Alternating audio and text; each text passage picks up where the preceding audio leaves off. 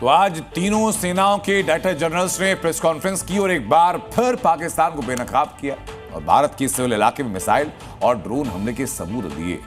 पूरी दुनिया को हिंद की सेना ने बताया कि कैसे भारतीय एयर डिफेंस सिस्टम ने पाकिस्तान के हर वार को बेनकाब किया, हर वार को बेकार किया। एयर मार्शल ए के भारती ने बताया कि पाकिस्तान के हमले की हर साजिश को भारत ने multi layer air defence system से तबाह किया। Multi layer air defence system में ड्रोन को एयर डिफेंस गन से निशाना बनाया जाता है। हवाई हमले को बेअसर करने के लिए सोल्डर फायर मैन पैड्स का इस्तेमाल किया जाता है। साथ ही short range surface to air missile, जिसको एसएम कहा जाता है, उसका इस्तेमाल किया जाता है। और हर हवाई हमले को नाकाम बनाने के लिए air defence fighter alert mode में रहते हैं। हमला बड़ा हो तो उसके बाद जो रेंज आती है वो आती है long range air defence missile का, उसका इस्तेमाल किया जाता है। ये सब कुछ 4 चरण की जो डिफेंस लाइन बनाई गई, इसका पूरा चार्ट आज दिखाया गया। भारत की ग्राउंड तैयारी और तगड़े एयर डिफेंस सिस्टम के आगे पाकिस्तान की एक ना चली और हर वार बेकार। लेकिन पाकिस्तान को घुटनों पर लाने वाला OSA AK डिफेंस प्रणाली और पेचौरा सिस्टम का अहम रोल रहा। अब ये क्या होता है समझिए ना। OSA AK डिफेंस प्रणाली जो जमीन से हवा में मार करने में सक्षम है, ये 15 से 18 किलोमीटर तक सटीक हमला कर सकता है। ये एक तरह का पोर्टेबल मिसाइल डिफेंस सिस्टम है जो बारी बारी से आता है। बारी आती है पेचौरा सिस्टम की, जो सतह से हवा में मार करने वाला मिसाइल सिस्टम, और इस सिस्टम का सफलता का दर है 92%। पाकिस्तान को घुटने पर लाने में आकाश मिसाइल का अहम योगदान रहा। रेंज लगभग 30 से 70 किलोमीटर की, ऊंचाई पर हमला करने की क्षमता 30 मीटर से 18 किलोमीटर तक की। इसे मोबाइल लॉन्चर से लॉन्च किया जा सकता है और खासियत यह कि 64 टारगेट को एक साथ ट्रैक करता है और 12 लक्ष्यों को एक साथ खत्म कर सकता है। अब याचना नहीं, रण होगा। पाकिस्तान धुआं धुआं। विनय न माने जल्द ही जड़, भय 3 दिन बीत, बोले राम सकोप तब, भय बिन होए न प्रीत। आतंकी ठिकानों का काम तमाम, आगे और भी खतरनाक अंजाम। पाकिस्तान से आतंक के सफाई के लिए जैसे ही हिंदुस्तान ने ऑपरेशन सिंदूर का तबाही मोड ऑन किया, आतंकी आका थर थर कांपने लगे। शहबाज मुनीर की जान हलक में अटक गई और पाकिस्तान की आवाम त्राही त्राही करने लगी। सिर्फ 72 घंटों में पाकिस्तान की सारी हेकड़ी निकल गई, सारी एटमी सनक, सारा जंगी खुमार चकनाचूर हो गया। लेकिन पाकिस्तान अपनी हार में भी जीत वाला राग अलापने लगा, पूरी दुनिया में अपनी शेखी बखारने लगा। झूठ पर झूठ बोलकर राफेल और हिंदुस्तान के सैन्य अड्डों को निशाना बनाने का दावा करने लगा। मगर पाकिस्तान के हर झूठ को हिंदुस्तानी सेना ने बेनकाब कर दिया। पूरी दुनिया के सामने पाकिस्तान के उन सैन्य अड्डों की तस्वीर पेश कर दी जिसे हिंदुस्तानी एयरफोर्स ने तबाह कर दिया है। Now being shown to you on the screen. In fact, 2 of them. This is the strike on the Noor Khan Air Base, and you can see the effect. I'm sure most of you have seen the video. I have also picked it up from your sources only. जिस नूर Khan airbase पर पाकिस्तान को गुमान था, उसे हिंदुस्तान की सेना ने air strike के जरिए तबाह कर दिया। हाल ये है कि ये एयरबेस अब ऑपरेशनल नहीं है। वहीं रहीम यार खान एयरबेस भी भारत के हमले में तबाह हो चुका है। इस एयरबेस को भी जबरदस्त नुकसान हुआ है। भारत की तीनों सेनाओं ने ज्वाइंट प्रेस कॉन्फ्रेंस के जरिए एक बार फिर पाकिस्तान को क्लियर मैसेज दिया है कि हम जब चाहें, जहां चाहें हमला कर सकते हैं। इस प्रेस कॉन्फ्रेंस के जरिए पाकिस्तान पर 10 बड़े प्रहार किए गए। इंडियन डिफेंस सिस्टम दीवार की तरह खड़ा है। भारत के एयर डिफेंस को भेदना नामुमकिन है। चाइनीज PL मिसाइल को मार गिराया है। भारत जहां चाहे वहां हमला कर सकता है। बिना LOC पार किए कामयाब हमले किए। हमारे सारे मिलिट्री स्टेशन ऑपरेशनल हैं। इंडियन फोर्स अगले मिशन के लिए पूरी तरह तैयार है। पाकिस्तान अपने नुकसान के लिए खुद ही जिम्मेदार है। पाकिस्तानी सेना ने आतंकियों का साथ दिया और पाकिस्तान का झूठ बेनकाब हो चुका है। जब पाकिस्तान एयरफोर्स ने हमारे एयरफील्ड्स और लॉजिस्टिक इंस्टॉलेशंस में 9 और 10 मई की रात को लगातार हमले किए, वो इस मजबूत एयर डिफेंस ग्रिड के सामने विफल हो गए। भारत ने एक बार फिर साफ कर दिया कि आतंकवाद पर पाकिस्तान से कोई समझौता नहीं होगा। ऑपरेशन सिंदूर पाकिस्तान में आतंकवाद के खिलाफ जंग का सूत्र बन चुका है और ये सूत्र आतंक के खिलाफ लगातार जारी रहेगा। यानी पाकिस्तान में जो खौफ पिछले 72 घंटों के दौरान दिखा, वो फिलहाल खत्म नहीं होने वाला। विनय न माने जल्द ही जड़, भय 3 दिन बीत, बोले राम सकोप तब, भय बिन होए न प्रीत। डीजी एयर ऑपरेशंस ने यह बताया कि हमारी लड़ाई पाकिस्तानी सेना के साथ नहीं थी, हमने सिर्फ पाकिस्तानी टेररिस्ट कैंप्स को टारगेट किया था, लेकिन पाकिस्तानी सेना ने यह लड़ाई अपने ऊपर ले ली और उसी के जवाबी कार्रवाई में जब उन्होंने हमारे मिलिट्री इंस्टॉलेशन, सिविलियंस और दूसरों को टारगेट करने की कोशिश की तो हमने उनके सिर्फ मिलिट्री इंटेलिजेंस और मिलिट्री इंस्टॉलेशंस को टारगेट किया। उनके अलग अलग मिलिट्री एयरपोर्ट्स के साथ साथ दूसरे मिलिट्री इंस्टॉलेशंस को ध्वस्त किया गया और इसी के साथ साथ उन्होंने ये भी बताया कि किस तरीके से पाकिस्तान अपने जो प्राइवेट एयरलाइंस होते हैं उसको इस्तेमाल किया अपने आप को बचाने के लिए। हिंदुस्तान हर दिन ये सबूत दे रहा है कि पाकिस्तान कैसे पिटा, ये दुनिया को बता रहा है कि कैसे पाकिस्तान प्रोपेगेंडा फैला रहा है। आज डीजीएमओ की प्रेस कॉन्फ्रेंस ने पाकिस्तान के झूठ का सबूत दिया। एक एक करके दिखाता हूं मैं आपको पाकिस्तान की बर्बादी के सबूत। सबूत नंबर 1, चाइनीज पीएल मिसाइल। सबूत नंबर 2, तुर्की मेड ड्रोन। सबूत नंबर 3, नूर खान एयरबेस तबाह। सबूत नंबर 4, रहीम यार खान एयरबेस तबाह। सबूत नंबर 5, पाकिस्तान के 13 सैन्य ठिकानों पर अटैक। एक तरफ हिंदुस्तान ने पाकिस्तान की बर्बादी के सबूत दिखाए तो दूसरी तरफ उसे साफ संदेश भी दिया कि अब अगर पाकिस्तानी सीमा की तरफ से गोली चली तो हिंदुस्तानी फौज उसका जवाब बढ़िया से देगा। इंडियन नेवी और एयरफोर्स ने भी पाकिस्तान को चेतावनी देते हुए कहा कि हम मारेंगे तो पाकिस्तान लाशें गिनता रह जाएगा। ऑपरेशन सिंदूर नहीं रुकेगा, गोली के बदले गोला चलेगा, हिंदुस्तान का ऐलान, लाशें गिनेगा Pakistan. We have the capability to target every system at these bases and more. ये नसीहत है, चेतावनी है और खुली चुनौती भी है। जुबान और शब्द भले ही अलग अलग हों, मगर इनके अर्थ और मायने एक हैं। पाकिस्तान या तो सुधर जाए या फिर मिटने को तैयार हो जाए। ये महज बोलने भर की बातें नहीं हैं। पीएम मोदी ने जैसे पहलगाम हमले के बाद साफ साफ कहा था कि गुनहगारों का अंजाम कल्पना से भी परे होगा, उसी तरह सीज़फायर की घोषणा के बाद अमेरिका से सीधे शब्दों में कह दिया कि अगर पाकिस्तान हमला करेगा तो हम मजबूती से उसका जवाब देंगे। प्रधानमंत्री से फ्री हैंड मिलने के बाद तीनों सेनाओं का जोश भी हाई है। इंडियन नेवी के वाइस एडमिरल AN प्रमोद का बयान सुनिए। This time, if Pakistan dare take any action, and Pakistan knows it, what we are going to do. That's all. 7 मई को शुरू हुए ऑपरेशन सिंदूर के तहत पाकिस्तान में पल रहे खूंखार दहशतगर्दों को ढेर किया गया। बौखलाई पाकिस्तानी सेना ने भारत पर हमले की तमाम कोशिशें की, लेकिन वो नाकाम रहे। जवाब में भारत ने पाकिस्तान को करारा जवाब दिया और उसके घर में घुसकर कई जख्म दिए, जिसके बाद आतंकियों की लाशें गिनता पाकिस्तान संघर्ष विराम के लिए गिड़गिड़ाने लगा। Our aim was not to inflict casualties, but in case there have been, it is for them to count. Our job is to hit the target, not to count the body. Cease fire के लिए पाकिस्तान गिड़गिड़ाया तो भारत ने भी बता दिया कि अब कोई भी आतंकी करतूत को भारत के खिलाफ युद्ध माना जाएगा। इसका सीधा अर्थ यह हुआ कि भविष्य में ऐसी आतंकी कार्रवाई के खिलाफ जवाबी सैन्य कार्रवाई के लिए भारत ने खुद को स्वतंत्र घोषित कर दिया है। हालांकि ऑपरेशन सिंदूर से ही भारत ने आतंकियों के साथ पाकिस्तान और दुनिया को संदेश दे दिया है। ऑपरेशन सिंदूर से न सिर्फ आतंकियों के अड्डे को ध्वस्त किया गया, बल्कि कई खूंखार आतंकी मारे भी गए। इस कार्रवाई से दुनिया को सख्त संदेश गया। भारत ने दुनिया को बताया कि आतंक के खिलाफ कहीं भी और कभी भी कार्रवाई की जाएगी। आतंकवाद के सवाल पर भारत ने पड़ोसी पाकिस्तान के लिए एक लक्ष्मण रेखा खींच दी है। साथ ही भारत के एक्शन से पाकिस्तान के बड़बोलेपन की पोल भी खोल दी है। सबसे बड़ी बात यह कि ऑपरेशन सिंदूर से पाकिस्तान ही नहीं बल्कि पूरी दुनिया को संदेश भी बढ़ा गया है। पहला ये कि प्रधानमंत्री ने कहा था कि आतंकियों को मिट्टी में मिलाएंगे, तो बहावलपुर, मुरीद के समेत आतंकी अड्डे मिट्टी में मिला दिए गए।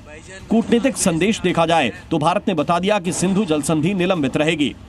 और भारत का ग्लोबल संदेश ये रहा कि भारत अब न सिर्फ आतंकियों को मारता है बल्कि दुश्मन के घर में घुसकर मारता है। कुल मिलाकर भारत ने ऑपरेशन सिंदूर के जरिए दिखा दिया कि आतंकियों और उनके आकाओं के पास अब दुनिया में कोई भी जगह महफूज नहीं है। लेकिन पाकिस्तान किस हद तक गिर सकता है, इसका एक और सबूत मैं दिखाता हूं। एक तरफ सीज फायर के बाद डीजीएमओ स्तर की बातचीत थी, तो दूसरी तरफ पाकिस्तान के कराची में बड़े आतंकी संगठनों की बैठक। आपको बता दो कि कराची में उस बैठक में कौन कौन बड़ा आतंकी शामिल हुआ, कौन कौन सा कुख्यात आतंकी शामिल हुआ। इसमें पहला आतंकी सैफुल्लाह खालिद, लश्कर का पेशावर प्रमुख, 2008 में यूएन से प्रतिबंधित। दूसरा नाम आतंकी इकबाल हाशमी, लश्कर का पूर्व जोन कमांडर, जमात उद दावा का कराची प्रमुख। तीसरा नाम आतंकी हैरिस डार, लश्कर का आतंकियों का ट्रेनर, लश्कर के छात्र विंग में रहा। इसके अलावा आतंकी ताबिश कयूम, जमात उद दावा का जुड़ा है, लश्कर का प्रवक्ता रहा है। इसके अलावा आतंकी फैयाज अहमद, जमात उद दावा का जोनल कमांडर, आतंकी फैजल नदीम, लश्कर का सिंध प्रांत का जमात उद दावा का प्रमुख। इसके अलावा आतंकी मोहम्मद एहसान, गुजरावाला में जमात उद दावा का प्रमुख, लश्कर से भी जुड़ा रहा है।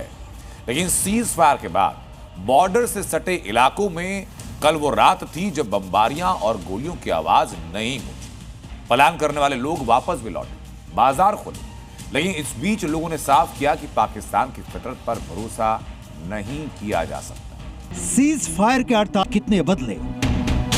एलओसी पर फिलहाल शांति, पटरी पर लौटी जिंदगी। पहले पहलगाम हमला और फिर ऑपरेशन सिंदूर के बाद बॉर्डर से सटे इलाकों में कई दिनों से बम, गोले और मोर्टार के धमाके गूंज रहे थे। मगर लंबे तनाव के बाद बीती रात शांति से गुजरी। न गोलियों की आवाज सुनाई दी, न जंगी सायरन का शोर। वहीं पाकिस्तान के सीज फायर उल्लंघन की वजह से जिन लोगों को बंकरों और दूसरी सुरक्षित जगहों पर पनाह लेना पड़ा था, वो भी अपने घरों में लौट आए हैं। जी मीडिया की टीम जब कुपवाड़ा के राउतपुर गांव पहुंची तो सीमा से सटी इस गांव में कई ऐसे घर दिखे जो पाकिस्तान की कायराना करतूत के गवाह बने थे। पाकिस्तान ने हिंदुस्तान के सिविलियनों को टारगेट किया। ये तस्वीरें मैं आपको दिखा रहा हूँ, ये एलओसी बॉर्डर जो कुपवाड़ा का है उससे सटे हुए गांव की तस्वीर है। ये देखेंगे तो राउतपुरा गांव की तस्वीर है। ये पूरी तरीके से क्षतिग्रस्त हो गए और यहाँ पर आप देखेंगे तो एक छोटा सा जो घर था उसके पर खच्चे उड़ गए हैं। वहीं पाकिस्तानी हमले का शिकार हुए कई परिवार ऐसे भी थे जिन्होंने सेना और सरकार से निहत्थे लोगों को शिकार बनाने वाले कायर पाकिस्तान पर सख्त कार्रवाई की मांग की। परेशान हैं हम। मैं इस वक्त इस पोजीशन में नहीं था कि मैं आपके साथ बात करूं। देखो आप देखते हैं ना किस तरह से तबाही हो गई। हम मानसिक रूप से परेशान है हम इस वक्त बात करने के लिए लोग भारी परेशान है। डर है ना, डर की वजह से परेशान है। ये देखो हर साइड से दहशत है, बाकी चीजें। जब जीना है तो जीने दो, नहीं है तो खत्म कर दो। एक ही बार बात खत्म हो गई, उसी से खत्म हो जाएगा ना। जब आप कह रहे हो कि एक खत्म हो, जब खत्म ये करने नहीं चाहते तो खत्म कहाँ से हो जाएगा सर? किसको? मैं तो आतंकियों को खत्म करने की बात कर रहा हूं। आतंक तो जब ये आपस में बैठेंगे ना, आतंक अपने आप खत्म हो जाएंगे। जब ये अच्छी तरह से बात करेंगे, आपस में इनका दिल मिल जाएंगे दोनों मुल्कों का, हम भी जिएंगे और ये भी जिएंगे। आपको बता दें, पहलगाम में 22 अप्रैल को हुए आतंकी हमले के बाद पाकिस्तान की तरफ से लगातार सीज फायर का उल्लंघन किया जा रहा था। 24 अप्रैल से पाकिस्तान ने एलओसी पर फायरिंग शुरू की और फिर 25 अप्रैल से लेकर 30 अप्रैल के बीच रामपुर, कुपवाड़ा, पुंछ, नौशेरा, सुंदरबनी और अखनूर सेक्टर में लगातार सीज फायर का उल्लंघन किया। इसके बाद 1 मई से 6 मई की रात भारतीय चौकियों पर गोलीबारी और बढ़ा दी गई। 7 मई को ऑपरेशन सिंदूर के बाद पाकिस्तान ने आम लोगों को निशाना बनाकर फायरिंग की। और तो और 10 मई को सीज फायर के ऐलान के बाद भी बॉर्डर पर कई जगह गोलीबारी होती रही। फिलहाल कुपवाड़ा के राउतपुरा गांव में बाजार खुल गए हैं, लेकिन अभी भी वहां आशंका के बादल मंडरा रहे हैं, क्योंकि पाकिस्तान की फितरत हमेशा से दगाबाजी की रही है। लिहाजा कब फायरिंग शुरू हो जाए कहा नहीं जा सकता। यार रहने में डर लगता है। कुछ मत गोला मत आएगा किसी साइड में। अच्छा हाँ, इसलिए डर गया। मकान गिर गया ना। अब तो जंग रुक गई है तो इधर रुक गया, इधर तो लगभग 10-12 बढ़ गया। अभी तो कोई भरोसा ही नहीं है। क्यों कोई भरोसा नहीं। अभी कोई भरोसा नहीं कब क्या हो जाएगा। यहाँ तो कोई भरोसा, ये एलओसी है, यहाँ तो कभी भी हो सकता है, कुछ भी हो सकता है। यहाँ पर गांव में बहुत नुकसान हुआ है। गांव में तो बहुत नुकसान हुआ है। घर में कोई बैठ नहीं सकता है। छोटे छोटे बच्चे, उनके लिए प्रॉब्लम है। स्कूल बंद है, कॉलेज बंद है, हर किसी के लिए प्रॉब्लम भी है। पिछते यहाँ 7 दिन के बाद लोग आए हैं, यानी 22 को हुआ था ये। 22 के बाद कल आए हैं यहाँ लोग। अभी भी यहाँ ताला पड़े हुए हैं, अभी भी यहाँ ताला लगे हुए हैं, यहाँ नहीं है, सब भाग गए। पाकिस्तान ने आम लोगों के घर तोड़ दिए। यहाँ बहुत नुकसान हुआ, यहाँ 5-6 मिसाइल पड़े हैं यहाँ से उधर पड़े। जाहिर है पाकिस्तान भले ही भारत के एक्शन से घुटनों पर आ गया हो, लेकिन उस पर भरोसा नहीं किया जा सकता। हालांकि सीमा से सटे इलाके में रहने वाले लोगों को ये भरोसा जरूर है कि अगर पाकिस्तान इस बार हिमाकत करेगा तो भारत के जवान उसे ऐसा सबक सिखाएंगे जिससे उसकी कई पुश्तें भूल नहीं पाएंगी। जम्मू कश्मीर के कुपवाड़ा से जी मीडिया के लिए प्रमोद शर्मा की रिपोर्ट। राजनीति में बात ऑपरेशन सिंदूर से पाकिस्तान में हुई तबाही की। इंडियन एयरफोर्स ने पाकिस्तान पर एयर स्ट्राइक के जरिए उसके कई एयर डिफेंस सिस्टम और एयरबेस तबाह की। इसकी सैटेलाइट तस्वीरें तक सामने आई, जिसमें एयरबेस के रनवे समेत डिफेंस सिस्टम की इमारतों को तहस नहस किया गया। और हाल अब ऐसे कि इन एयरबेस को बंद करके वहां मरम्मत का काम किया जा रहा है। भारत का मिसाइल वार, पाक के हवाई अड्डे बर्बाद, एयरबेस में तबाही, वर्क इन प्रोग्रेस जारी। भारत के अटैक से पाकिस्तान की ऐसी कमर टूटी कि वो कई फीट नीचे जमीन में जा धंसा। उसकी सैन्य ताकत बर्बाद हो गई, हथियार कबाड़ साबित हुए, एयर डिफेंस सिस्टम नाकाम हो गया और एयरबेस पर खड़े विमान सिर्फ उड़ान भरने का इंतजार करते रह गए। भारत ने सोच समझकर पूरी प्लानिंग के साथ हमला किया तो इसका असर भी दिखा। सबसे पहले पाकिस्तान के एयर डिफेंस सिस्टम को बम बरसाकर उसे बर्बाद कर दिया ताकि वो भारत की मिसाइलों को रोक पाने में नाकाम साबित हों। इससे भारत ने पाकिस्तान के Pasrur air defence radar, Chunian air defence radar और आरिफ वाला एयर डिफेंस रडार को पूरी तरह से बर्बाद कर दिया। आरिफ वाला air defence radar, in this complex you see how it looked before, blown up image, and after really blown up. Operation Sindoor में भारतीय वायुसेना ने प्लानिंग के दूसरे हिस्से में पाकिस्तान के एयरबेस को निशाना बनाते हुए हमला किया, जिसमें रफीकी, मुरीद, चकलाला, सुकुर, रहीम खान एयरबेस, चुनिया एयरबेस, नूर खान एयरबेस, सरगोधा एयरबेस पर हमला किया। भारत के हमले से पाकिस्तान के जिस सैन्य एयरबेस को सबसे तगड़ा नुकसान पहुंचा वो रहीम खान एयरबेस था, जहां सैटेलाइट से ली गई तस्वीरों से वहां हवाई पट्टी पर बड़ा गड्ढा नजर आया। एयर ट्रैफिक कंट्रोल टावर और 2 हैंगर भी पूरी तरह से बर्बाद हो गए, जिसे देखते हुए एयरबेस को 1 हफ्ते के लिए बंद कर वहां मरम्मत का काम किया जा रहा है। मलबा हटाने के साथ ही वहां तबाह हुए रनवे के गड्ढे को भी भरा जा रहा है। रहीम यार Khan, this is the area we have struck, a deep strike out here and one complex here. So this is how it looked before, and same, you see a big crater, another crater here, and this complex after strike neutralized. Pakistan के पंजाब प्रांत में मौजूद रहीम यार Khan airbase को आधिकारिक तौर पर शेख जायद अंतर्राष्ट्रीय हवाई अड्डे के नाम से जाना जाता है, जो पूरी तरह से तहस नहस हो चुका है। और पाकिस्तान समझ चुका है कि युद्ध की एक रणनीति होती है जिसे भारत से सीखने की जरूरत है। हिंदुस्तान ने पाकिस्तान पर सिर्फ एयर स्ट्राइक नहीं, उस पर आसमान से शोले ही नहीं बल्कि जल और जमीन से भी पाकिस्तान की तबाही की स्क्रिप्ट तैयार की। सिंधु जल समझौता रद्द करके भारत ने पहले पानी रोका, मगर अब सैलाब डैम, सलाल डैम और बगबिहार डैम के गेट खोले गए। इसके बाद झीलम का जलस्तर बढ़ चुका है और पीओके में बाढ़ का खतरा मंडरा चुका है। एयर स्ट्राइक के बाद पाकिस्तान पर वाटर स्ट्राइक।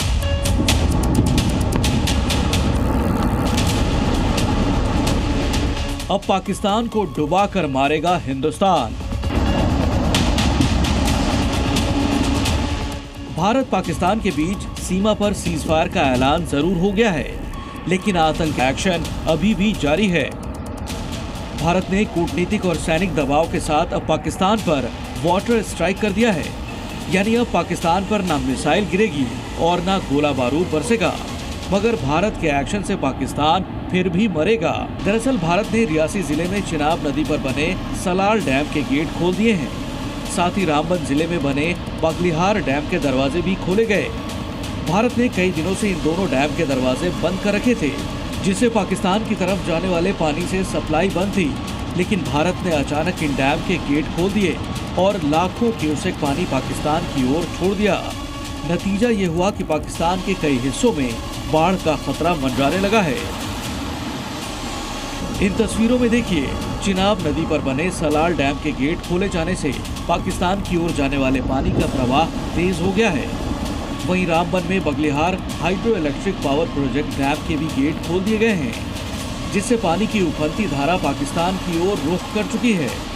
हिंदुस्तान की वाटर स्ट्राइक से पाकिस्तान में खौफ फैल गया है। लोगों को डर सता रहा है कि एयर स्ट्राइक से तो बच गए, लेकिन वाटर स्ट्राइक से कैसे बच पाएंगे। हिंदुस्तान की वाटर स्ट्राइक से पाकिस्तान में हाई अलर्ट है। कई इलाकों में बाढ़ की चेतावनी जारी कर दी गई है। खासतौर पर झेलम नदी के किनारे वाले इलाके में रहने वाले पाकिस्तानियों की परेशानियां बढ़नी तय हैं, क्योंकि पाकिस्तान के सीज़फायर समझौते पर भारत ने हामी तो भर दी, लेकिन सिंधु जल संधि को लेकर अपने रुख पर कायम है, यानी कि पाकिस्तान के साथ सिंधु जल समझौते को रद्द ही रखा है, जिसका मतलब साफ है कि भारत जब चाहे पाकिस्तान की ओर पानी छोड़ सकता है और जब चाहे रोक भी सकता है। यानी कुछ दिनों पहले बूंद बूंद पानी के लिए तरस रहे पाकिस्तान की हालत अब उसी पानी में डूब मरने वाली है। ब्यूरो रिपोर्ट, ज़ी मीडिया। पाकिस्तान में हर तरफ तबाही के निशान नजर आते हैं। पाकिस्तान के 11 सैन्य ठिकाने तबाह हो चुके हैं। कहीं खतरा भी टला नहीं, पाकिस्तान डबल ट्रबल में फंस गया। एक तरफ बीएलए के हमले तेज हो गए तो उधर तहरीक तालिबान पाकिस्तान भी पाकिस्तानी सेना पर काल बनकर टूट रहा है। और अब बलोच चुनौती दे रहे हैं कि उन्हें 93,000 बंदूकें और 10-10 हजार गोली अगर दे दी जाएं तो पाकिस्तान को खत्म कर दें। बदले की आग में जलता बलूचिस्तान, दोहरी मुसीबत में फंसा पाकिस्तान। 93,000 बंदूकें, 10 गोली, पाकिस्तानी सेना घुटने टेकेगी। बलोच आर्मी का ऐलान, अब होगा आर या पार। हिंदुस्तान के प्रचंड प्रहार से पाकिस्तान अभी करा ही रहा था कि बलूचिस्तान की नई वार्निंग ने उसकी टेंशन और बढ़ा दी है। बलोच लिबरेशन आर्मी यानी बीएलए ने साफ शब्दों में कहा है कि पाकिस्तान ने अगर एक भी गलत कदम उठाया तो अब की बार पाकिस्तान का नामो निशान ही दुनिया के नक्शे से मिट जाएगा। दरअसल पाकिस्तान के पूर्वी मोर्चे पर उठा तबाही का बवंडर तो थम गया, लेकिन पश्चिमी मोर्चे पर बलोच आर्मी ने हमले तेज कर दिए हैं। वहीं खैबर पख्तूनख्वा में तहरीक तालिबान पाकिस्तान भी चुन चुनकर पाकिस्तानी सेना पर अटैक कर रहा है। पेशावर में टीटीपी ने आत्मघाती हमला कर पाकिस्तान के 3 जवानों को मौत के घाट उतार दिया। और अब तो बलोचों की आज़ादी के लिए लड़ रहा बलूचिस्तान लिबरेशन फ्रंट भी पाकिस्तान के खिलाफ खुलकर ऐलान जंग का ऐलान कर रहा है। बीएलएफ के कमांडर डॉक्टर अल्लाह नजर ने पाकिस्तान के खिलाफ बलूचिस्तान की आज़ादी की लड़ाई में भारत से बंदूकें और गोलियां मांगी हैं। एक तरफ बलोच आर्मी की तरफ से बंदूक और गोलियों की मांग की जा रही है, तो दूसरी तरफ बीएलए भारत को आगाह भी कर रही है कि पाकिस्तान के धोखे में न आए, क्योंकि सीज फायर की आड़ में पाकिस्तान फिर से दगा ही करेगा। सोशल मीडिया पर जारी किए गए लिखित बयान में बीएलए ने कहा कि ऐसे वक्त में जब पाकिस्तान अपनी विफल सैन्य नीतियों और कूटनीतिक अलगाव से निराश होकर पारंपरिक धोखे और झूठी शांति के नारे लगा रहा है, हम भारत को एक बहुत ही साफ संदेश देना चाहते हैं कि पाकिस्तान की ओर से शांति, युद्ध विराम और भाईचारे की हर बात महज एक धोखा, एक युद्ध की रणनीति और एक अस्थायी चाल है। इस देश का इतिहास टूटे वादों, पीठ में छुरा घोंपने और आतंकवाद के संरक्षण में लिखा गया है। ये एक ऐसा देश है जिसके हाथ खून से रंगे हैं और जिसका हर वादा खून से लथपथ है। खास बात यह है कि जिस दिन हिंदुस्तान ने पाकिस्तान के आतंकी अड्डों पर प्रहार शुरू किया, उसी दिन बलूचिस्तान लिबरेशन आर्मी के हमले भी तेज हो गए। बीएलए ने इस दौरान 51 अलग अलग जगहों पर 71 बार अटैक किया। 6 मई को आईईडी अटैक कर पाकिस्तान के 14 जवानों को मौत के घाट उतारा। बलूचिस्तान के कई इलाकों से पाकिस्तानी फौज को खदेड़ दिया। पुलिस चौकियों और बलूचिस्तान में कई हाईवे पर कब्जा जमा लिया। कई इलाकों में बीएलए ने अपनी आज़ादी के झंडे तक फहरा दिए हैं। बलूचिस्तान लिबरेशन आर्मी ने साफ कर दिया है कि जब तक बलूचिस्तान से पाकिस्तान के पैर नहीं उखड़ जाते, तब तक पाकिस्तान के खिलाफ उनकी जंग जारी रहेगी और पाकिस्तान सेना के एक एक जवान को बलूचिस्तान में चुन चुन कर मारा जाएगा, क्योंकि पाकिस्तान को खत्म किए बिना इलाके में कभी भी स्थायी शांति नहीं हो सकती। ब्यूरो रिपोर्ट, ज़ी मीडिया। हर तरफ से मार खाने के बाद अब पाकिस्तान झूठा प्रोपेगेंडा फैला रहा है। भारत को शिकस्त देने के बड़े बड़े दावे कर रहा है। शहबाज शरीफ, मुनीर की आर्मी हो या पाकिस्तानी न्यूज चैनल, सब एक ही एजेंडे पे हैं, फेक न्यूज के, लेकिन बिना सबूत। मार और हार के बाद पाक का प्रोपेगेंडा वॉर। पाकिस्तान सबूत नहीं दिखा रहा, फेक न्यूज फैला रहा। भारत पाकिस्तान के बीच सीज फायर हो चुका है। भारत ने पाकिस्तान में घुसकर कैसे उसकी औकात दिखाई, इसके एक एक सबूत पेश किए। कैसे 9 आतंकी अड्डे तबाह किए, 100 आतंकियों को मार गिराया। कैसे पाकिस्तानी एयरफोर्स का एयरबेस तबाह किया। कैसे 35 से 40 पाकिस्तानी जवान और अफसर मार दिए, अरबों का नुकसान पहुंचा दिया। पाकिस्तान की नापाक हरकतों का विनाश किया गया। भारत ने सबूत दिखा दिए। अब पाकिस्तान की भगोड़ी सेना शेखी बखार रही है, भारत को शिकस्त देने का प्रोपेगेंडा चला रही है। पाकिस्तान के न्यूज चैनल्स हो या प्रधानमंत्री, सब बड़े बड़े दावे तो कर रहे हैं, लेकिन सबूत एक भी नहीं दिखा रहे हैं। पाकिस्तान के नेता हो या सेना या फिर मीडिया, सब भारत को शिकस्त देने के झूठे दावे कर रहे हैं, बल्कि फेक और पुराने वीडियो के सहारे वो फर्जी प्रोपेगेंडा चलाने की कोशिश कर रहे हैं। लेकिन पाकिस्तानी आवाम खुद प्रोपेगेंडा का खुलासा कर रही है। अब सबसे पहला पाकिस्तान के प्रॉक्सी पीएम शहबाज शरीफ का राफेल गिराने का बयान सुनिए, जो पाकिस्तान के नेशनल असेंबली में दिया गया था और भगोड़ी सेना की शान में खूब कसीदे पढ़े गए थे। शहबाज और सेना ने दावा किया तो जनता ने पोल खोल दी। सिर्फ पाकिस्तानी आवाम ही नहीं, बल्कि इंटरनेशनल मीडिया भी राफेल गिराने को फेक न्यूज बता रही है। इसलिए अब आवाम सवाल पूछ रही है कि इतने राफेल गिराए तो मलबे का एक टुकड़ा ही दिखा दो। अब दूसरा प्रोपेगेंडा पाकिस्तानी मीडिया का देखिए, जो जोर जोर से चिल्ला रहा है कि पाकिस्तान ने 5 घंटे में ही भारत को सबक सिखा दिया। पीटीवी ने चलाया कि पाकिस्तान ने भारत के S-400 एयर डिफेंस सिस्टम को तबाह कर दिया है, लेकिन पीआईबी के फैक्ट चेक में पाकिस्तान का ये दावा भी फर्जी निकला। पाकिस्तान भले ही लाख प्रोपेगेंडा चलाए, लेकिन सच छिपता नहीं। आज भारतीय सेना ने एक बार फिर पाकिस्तान की पोल खोली और तीनों डीजीएमओ ने प्रेस कॉन्फ्रेंस करके सबूत के साथ दिखाया कैसे पाकिस्तान अपने आवाम नहीं बल्कि पूरी दुनिया से झूठ बोल रहा है। पाकिस्तान ने भारत में पहलगाम आतंकी हमला कराकर अपने इतिहास की सबसे बड़ी गलती की और इस गलती का खामियाजा पाकिस्तान ने भारी तबाही से चुकाया। शहबाज के देश के 11 अहम एयरबेस तबाह कर दिए गए। न सिर्फ एयरबेस बल्कि कई सैन्य ठिकानों को भी भारत ने अपने हमलों से नेस्तो नाबूद कर दिया।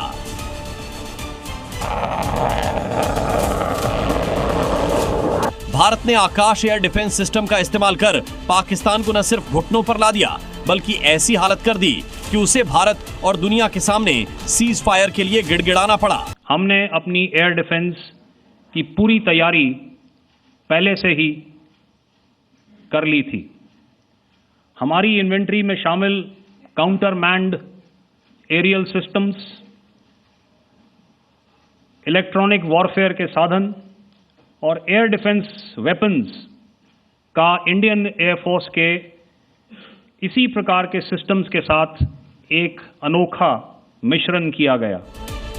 अब आप आकाश एयर डिफेंस सिस्टम के बारे में भी जान लीजिए कि आखिर कैसे इस भारत के सुरक्षा कवच ने पाकिस्तान को तोड़कर रख दिया। आकाश मिसाइल की रेंज 20 से 30 किलोमीटर है और ये जेट्स, ड्रोन, क्रूज मिसाइलें को निशाना बनाने में सक्षम है। ये मिसाइल रडार आधारित कमांड गाइडेंस पर अपने दुश्मन को खोजकर तबाह कर देती है। अब बात भारत के सबसे खतरनाक और तबाही मचाने वाले फाइटर प्लेन के बारे में बताते हैं, जिसका लोहा पूरी दुनिया मानती। इसकी 2200 किलोमीटर प्रति घंटे की रफ्तार है, 3700 किलोमीटर तक मारक क्षमता है। रफाल 3 तरह की घातक मिसाइलों से लैस है, परमाणु हमला करने में सक्षम है। रफाल खासियत यह है कि वो दुश्मन का रडार जाम कर सकता है, 40 लक्ष्यों की निगरानी कर सकता है। रफाल में एक साथ 5 विमानों को ढेर करने की ताकत है। रफाल के पास मीटियोर मिसाइल है, जिसकी रेंज 150 किलोमीटर है और रफाल की सबसे बड़ी ताकत है स्कैल्प मिसाइल, जिसकी मारक क्षमता 300 किलोमीटर है। इस फाइटर प्लेन को इसकी मिसाइल और भी घातक बनाती है, जिसका नाम स्कैल्प है। इस मिसाइल की रेंज 250 से 560 किलोमीटर है और ये 560 किलोमीटर तक तबाही मचाने में सक्षम है।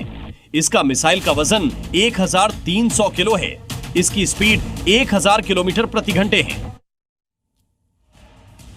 इस बीच जम्मू कश्मीर में पाकिस्तान के मददगारों की तलाश भी तेज हो चुकी है। जम्मू कश्मीर में आतंकियों के नेटवर्क को ध्वस्त करने के लिए SIA यानी स्टेट इन्वेस्टिगेशन एजेंसी ने 20 जगहों पर छापेमारी की। जानकारी तो यह भी कि जहां छापेमारी हुई उनका कनेक्शन पहलगाम हमले से भी जुड़ा होने का शक था। वहीं इस छापे में 2 मोबाइल फोन बरामद हुए, एक लैपटॉप और इलेक्ट्रॉनिक गैजेट्स जब्त किए गए। इनका इस्तेमाल पाकिस्तान में मैसेज भेजने के लिए किया जा रहा था। जहां पर हम जैनपुरा इमाम साहब शुपियन में इस वक्त हैं, यहाँ पर SIA ने रेड की। शुपियन, कुलगाम, पुलवामा और अनंतनाग 4 ज़िलों में 20 जगहों पर छापामारी की गई। और जो SIA ने हमें बताया है कि उसके मुताबिक ये जो रेड्स थे ये उन्हें पता चला था एक इंटेलिजेंस इनपुट के तहत के कुछ लोग हैं जो एनक्रिप्टेड ऐप्स जिसमें टेलीग्राम या सिग्नल जैसा ऐप है उसके ज़रिए पाकिस्तान में जैश-ए-मोहम्मद और लश्कर-ए-तोयबा के जो आका हैं उनके साथ संपर्क में है और उन्हें दक्षिणी कश्मीर के इन 4 ज़िलों से सिक्योरिटी फोर्सेस की स्ट्रेटजिक लोकेशंस, उनकी जानकारियां, उनकी मूवमेंट्स जो है लगातार भेजते थे और इसी को के चलते जो है ये रेड्स की गई है। और कुछ डिजिटल डिवाइसेस भी हैं वो भी रिकवर किए गए हैं, उन्हें भी फोरेंसिक में भेजा गया है। और राजनीति में आज सिर्फ इतना ही। आप बने रहिए जी न्यूज़ के साथ।